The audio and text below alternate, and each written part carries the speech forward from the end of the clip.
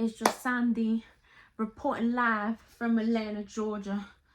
Straight out the with the got dollar. So when we go, I'm like, I don't know the words to that song. Get your game, run faster. Gotta move your. Oh, send a text message. Stop. Wait a minute. This just ain't words that I'm feeling. 'Cause you can see the thoughts that's in my head. I don't know.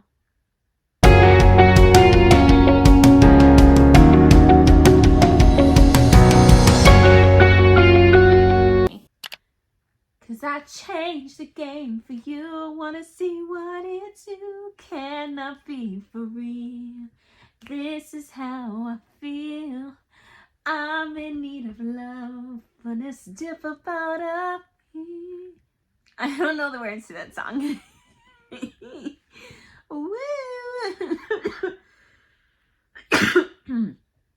I'm sick. Do I look sick? I feel like I look a little icky sicky. Icky Vicky, you're so icky. It's the thought of thinking of you makes me oh so sicky. Anyways, hi, welcome to my channel. Welcome to Nonsense, Chaotic Energy, all the vibes that you know. We're here to talk about the 8 books I read in the month of October.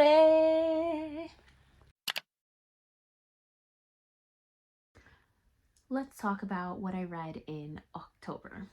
The very first book I have here is The Grim Grotto by Lemony Snicket. I actually started this one in September, so I finished it like the very first day of October. I have been trying to finish the series for like 2 years now, and I'm like struggling because I just feel that you can't read them back to back to back because they're so similar. You'd be like, oh my gosh, am I reading the same book? Like, I don't know. I can't explain it. Like, they're very different, but they're also like very the same. And I also feel like this one first, like specifically has to do with the water cycle, and it's talking about how the water cycle is very repetitive, and so it repeats over and over and over and over. And you're like, oh my god, I don't need to know any more about the water cycle. Seriously, stop talking about it. This is a book 11 in a series of unfortunate events. I have 2 more, and I'm thinking like maybe I just force myself to bang them out because I'm like so close to the end. Might have to do that soon. I was really excited about this one. It was like it had its moments where it was a little bit like more interesting than the others, but I was like primarily excited because Katie Coulson said that this is like her favorite one in the series. But I don't know, kind of let me down. I think I gave it like 3 stars or like 2.5. It's regular, you know. We're gonna make it through the series one day. One day. They just like, they keep getting longer and longer. I don't understand. Do y'all ever watch these videos and think about like, are they sitting? Are they standing? Because that's how I feel. I'm sitting like very, very close to the ground on a beanbag chair. Just to expose myself a little bit in case you're wondering, because I wonder all the time. Next book I read is The Very Secret Society of Irregular Witches by Sangu Mandana. This book is essentially about a woman. So complicated. She is a real witch, but she posts videos on the internet pretending to be a regular human, pretending to be a witch.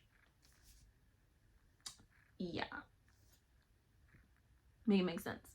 Anyways, so some other people who are raising 3 little witches see her videos and they're like, oh, she must be a real witch. And so they try to hire her, even though she's trying to convince them that she's not a real witch. But they're like, no, you're a real witch. Come tutor the girls. That's pretty much it. She gets there. She like falls in love. I actually got this book because of Alexandra Roseland's book club pick a while ago, and then I never read it. I think like a year ago. Never read it, and it sat on my bookshelf, and then I was really surprised when I picked it up because I thought it was more fantastical, but it's more of a romance book. Either way, very like cozy, like found family, like feel good, my heart tickles type of vibes. I liked it. I gave it 3 stars. I thought it was cute.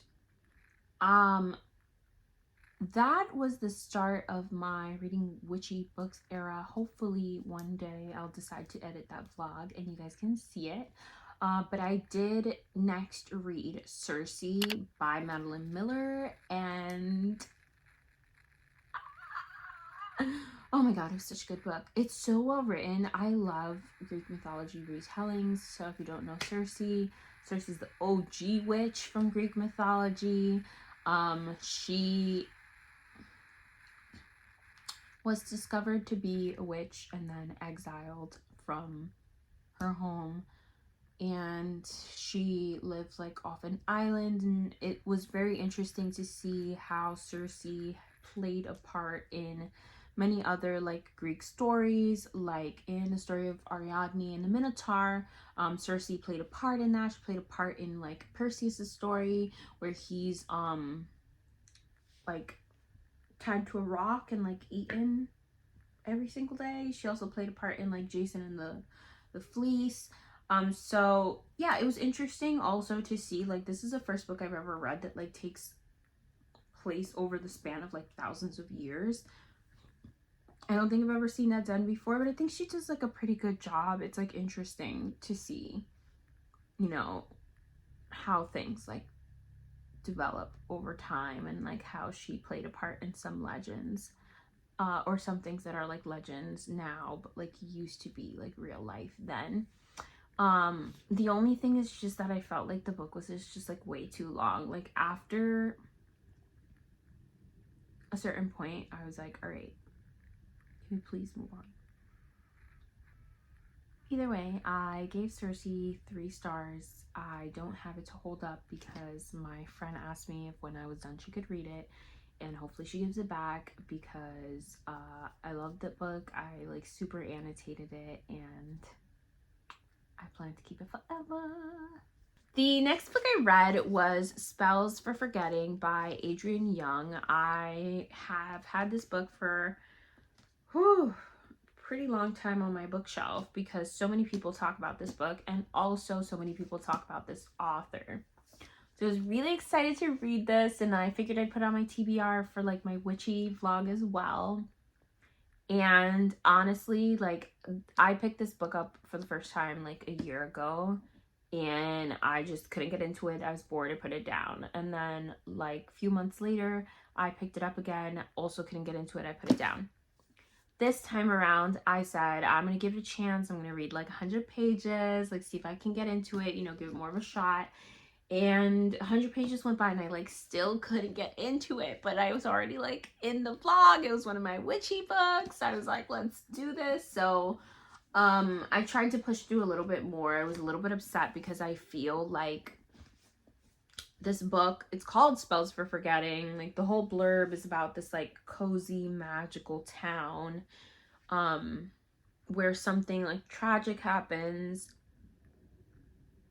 It's this guy who like was like potentially like, the guy potentially murdered a girl. May or may not have actually been true, but he left the island. They're living their life, and then like years later he comes back, and now they're like, oh my gosh. And the island, Circe, I think it's called, is supposed to be magical, like, you know, witches and things like that. And I just feel like they set us up with the witches, and then like the whole book went by, and then there was like not really anything witchy. Like, where was the magic? I don't get it. This book played me, and I did not have fun, and I think I gave it 1 star, including I took the other 2 books by this author off my Amazon wish list. I think it was like Fable and the second book. I took them off. I was just like, I cannot even. Another tragedy. So here's a little story. In the beginning of the year, I made it my mission, because I'm psychotic, to say that all 91 books, unread books that I had on my bookshelves, I was going to make it my business to read them all. I also said that, like, I don't want to have any unread books on my shelves. And so I had this book, and I wasn't having a good time, but it's so pretty. Like, look how beautiful it is. It's so pretty. And so I forced myself to read it just so that I can keep it on my shelves, because it's pretty, and be able to say that I read every single book on my shelf and not ruin the plan. So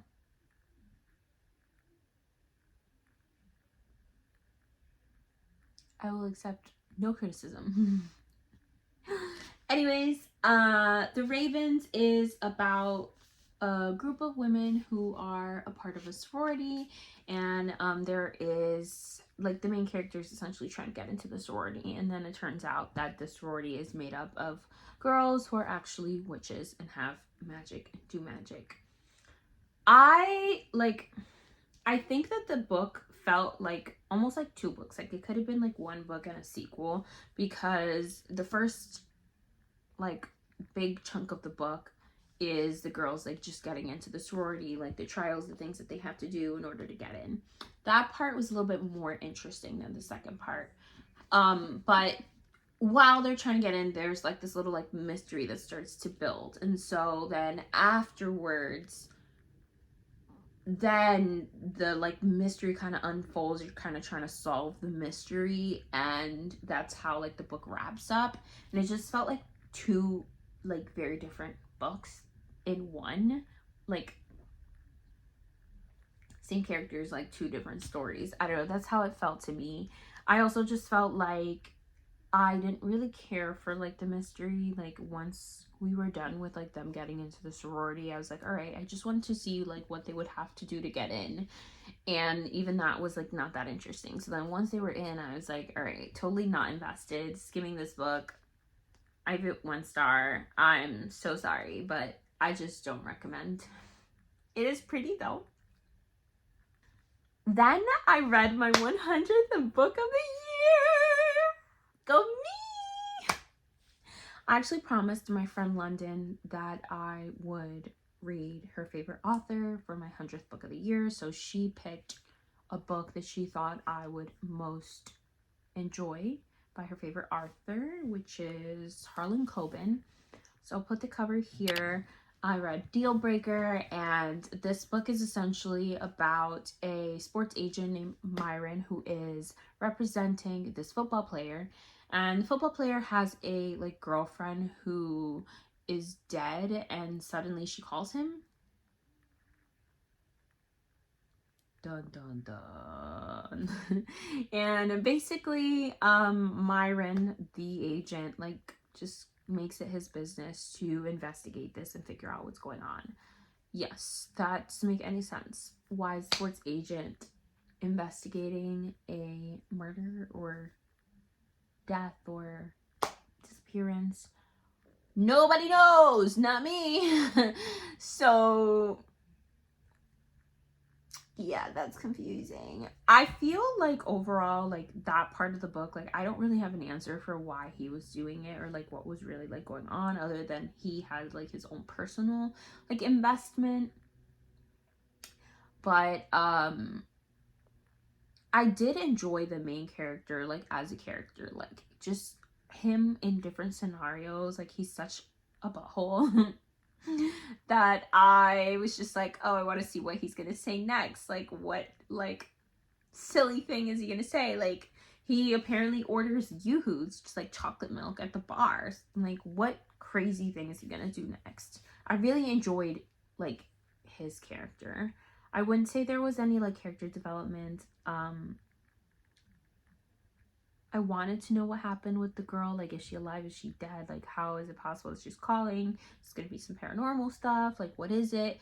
That intrigued me a little bit, but not enough to be like, oh my god, I want to finish this book. So yeah, I kind of finished it, like, just because I said this was gonna be my 100th book. I gave it 2 stars. I thought it was like an okay time. I don't have regrets. Yeah. But 100 books though. Next book I read is Wundersmith by Jessica Townsend. This is the 2nd book in the Nevermore series. So if you need a little recap of Nevermore, essentially this girl, Morgan Crow, is born on a day that is supposed to be like an unlucky day. So anyone who's born on that day, people think they're like cursed, and if like bad thing happens, they blame it on them because like they were around and they're bad luck. So Morgan is one of those kids. And then she gets whisked away by Jupiter North, who takes her to Nevermore, which is like a silly, like Alice in Wonderland type, like things make sense but they don't type of place. I don't know how to explain it. Like, things are weird and funny and quirky, and people jump off buildings and fly with the Mary Poppins umbrella. It is very cute. It's very funny. It makes no sense in the best way. And this is kind of a continuation. Like, in the 1st book, Morgan is going through some trials to get into what they're calling the Wondrous Society, and this kind of continues in like some big reveal thing that happens in the 1st book. So I can't really tell you what this one's about without ruining the 1st one. I gave this 3.5 stars. I thought it was also very funny. Not as funny as the 1st one, but it gives you like warm, like cozy, like cute, funny vibes. I definitely recommend these, and I can't wait to read the 3rd one and last in the series. Yelling already. Look how gorgeous! So this is the collector's edition of the Cruel Prce. This is actually the sleeve. It's so gorgeous. Like, I can't even explain this to you. And inside is this book. Tell me that's not beautiful. You can't, because it is. I'm also really excited because, like, coincidentally, I had pre-ordered this collector's edition, and my Lemony Crate box this month came with a replica of Nightfell, which is the sword in this book. And I literally was like using it to like point towards and read the page, just because I needed to find a good use for my sword. Anyways, The Cruel Prce by Holly Black is essentially about these 3 girls who are born into the human world, and then one day something really unfortunate happens and they are whisked away to the world of the Fae. They call them the Folk of the Year. Anyway, so yeah, they're raised among fairies, and in this book specifically there is some like political change going on, and many like parties looking after their own interests. I thought it was really interesting that English, come to me, hello. Oh, there we go. I know what I want to say.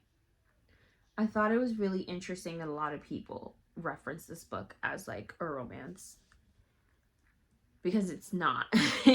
There is an aspect of romance that I think it's interesting and unique, how the romance is really more like a plot point instead of the actual plot or the point of the story. Like, yes, there is a romance. It's very subtle. It's not drawn out at all. I think in general, her writing is very much like, this is what it is, this is what's happening, this is the point. And there's not much like description, which like, it's not even like in a bad way. Like, a lot of it is just left to like your interpretation of what things look like. But she gives you enough information that you're following the story and you're invested. And I don't know, it's such a unique writing style that I'm not used to, but I really enjoyed it. Even though it has a lot of like politics and stuff like that, I was still able to follow along and like really be interested. I literally gave this 4.5 stars. I just didn't give it 5 stars because I feel like 5 stars is like, I'm like squealing, kicking my feet, like losing my freaking marbles, which I did feel that way. I was like screaming, crying, throwing up in the end of the book because the big plot point, like, the amount of betrayal in this book. I've finished this book with trust issues. That's all I have to say. But I really enjoyed it. I really recommend it. It's very different from other fantasy books that I have read lately. And yeah. That being said, that's all the books I read in the month of October. I hope you all enjoyed this. If you did, hit the like button. If you didn't, maybe just like keep it pushing, right?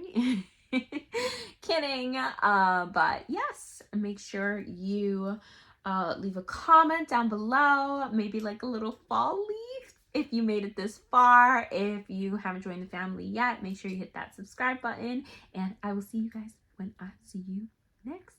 Bye.